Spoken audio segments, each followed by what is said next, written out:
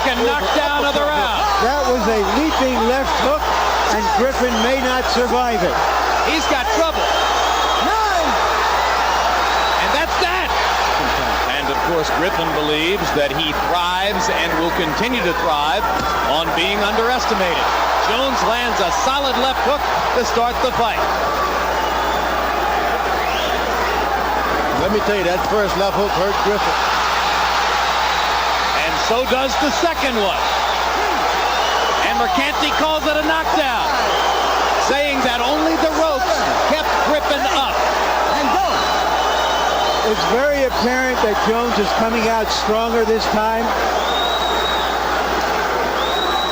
We didn't see this from him for many rounds in the first fight.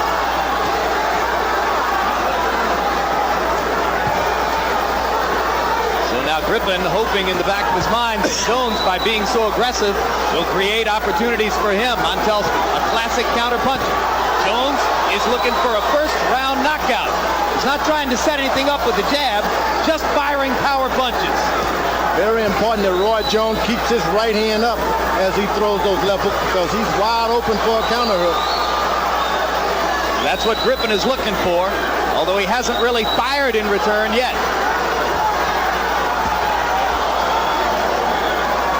That's the first one he stopped. Let's go.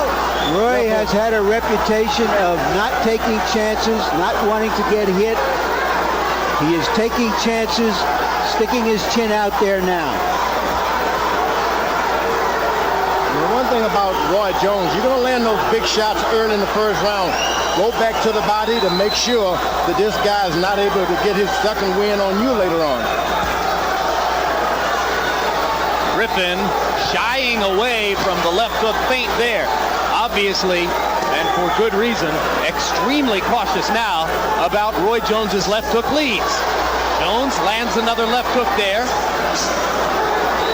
Griffin starts to look for counter opportunities, but still very much on the defensive with 50 seconds to go in round number one. Huge round for Roy Jones so far. Well, Roy Jones is playing the feinting game, and Griffin is benefiting by it. Whoa, what a left hook. What a left hook. Second knockdown of the round. That was a leaping left hook, and Griffin may not survive it. He's got trouble. And that's that. Jones gets his vindication via a first round knockout. And it was a left uppercut. Unbelievably quick left hand shots. A barrage of them in round one by Jones.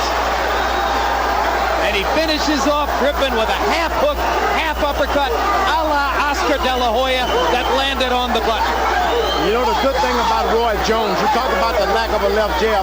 He sees his targets, he doesn't need a jab. He's quick enough to go there without even taking a jab. I never thought I would ever hear you say of a fighter that he doesn't need a jab. When you've got that kind of quickness, hey, look, as long as you got the quickness, you don't need to throw anything beforehand. He doesn't need a jab.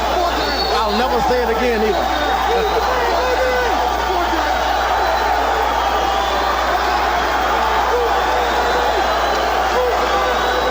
This is well deserving. No one has done that to Griffin before. This is several months of anger and frustration.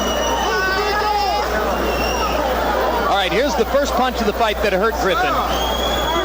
That was the very first left in the fight. Now here the first knockdown. Right on the button. It's about not recovering. And he put the left glove down on the canvas, so Mercanti didn't need to use the rule regarding the ropes. He had a knockdown on the basis of the fact that Griffin puts this left glove right on the canvas, right there. Wise decision by Arthur Mercanti. And a good call.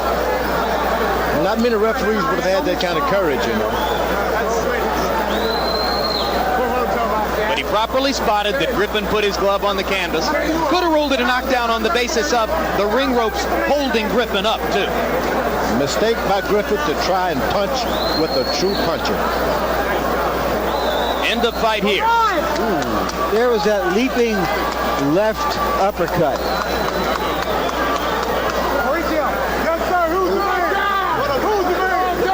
Another look at the punch that finished it.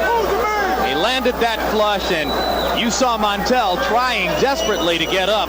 but he just couldn't get his legs underneath. Oh, no, that hook, the uppercut bent his neck backwards, down the spine. You don't want to get up from those shots. Come back another day.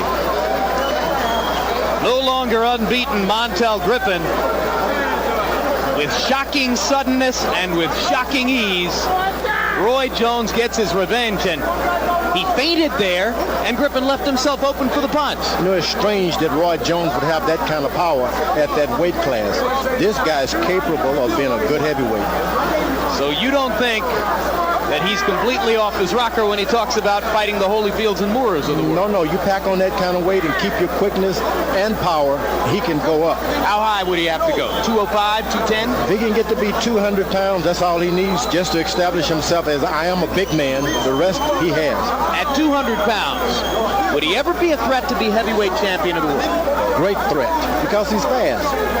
Hey, when you've got speed, the other things, they just come to you. And so you think the punching power would go up with him as well? No doubt about it, because you get the right conditioner, you get you in a proper shape, you get the proper sparring, he can do it. I was shocked that he could do that to this guy who's fought guys 100